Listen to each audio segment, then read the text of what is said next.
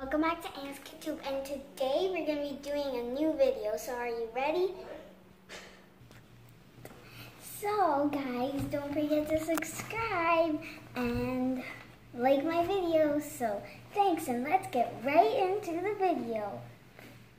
Hey guys, and this is the slime that I bought. Remember that video that I made where I bought the slime? Well, this is the next video, so now we have some gems. We have a unicorn and a mermaid, like charms. We have some glitter, and we have this two colored slimes. So let's open them.